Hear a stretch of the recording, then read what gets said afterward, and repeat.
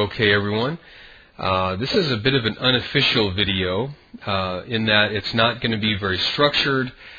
I just want to illustrate some of what's going on and also highlight some opportunities I think that are popping up here. We're taking a look at the yen, and as you can see, I've got on the charts, we have the beginnings of this radical difference here, okay, where the Japanese yen has been going down. There's a radical difference between the angle of the moving average and the angle of the yen.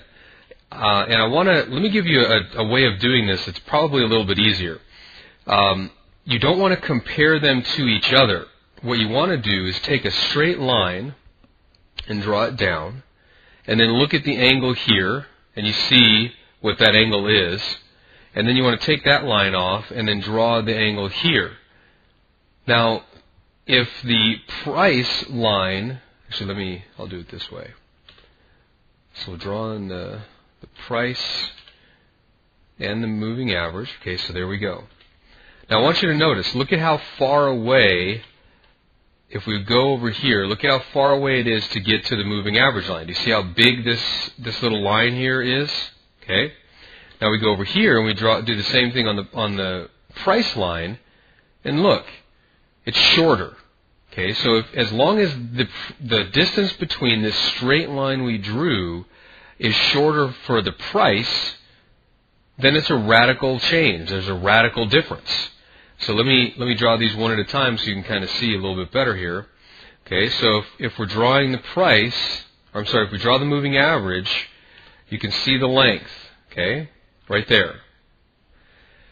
If we then come in, we'll do red one up, and then put a line down. Whoops, there we go, red. Okay, so then we draw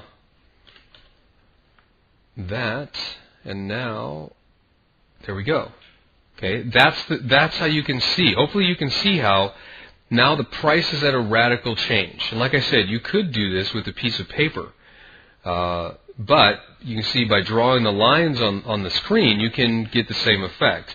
Now, of course, I've got this really cool screen drawing software, which you might not have.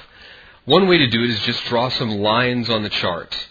And what I've done is I've started up here at the close of the bar here and gone to the close of the bar here.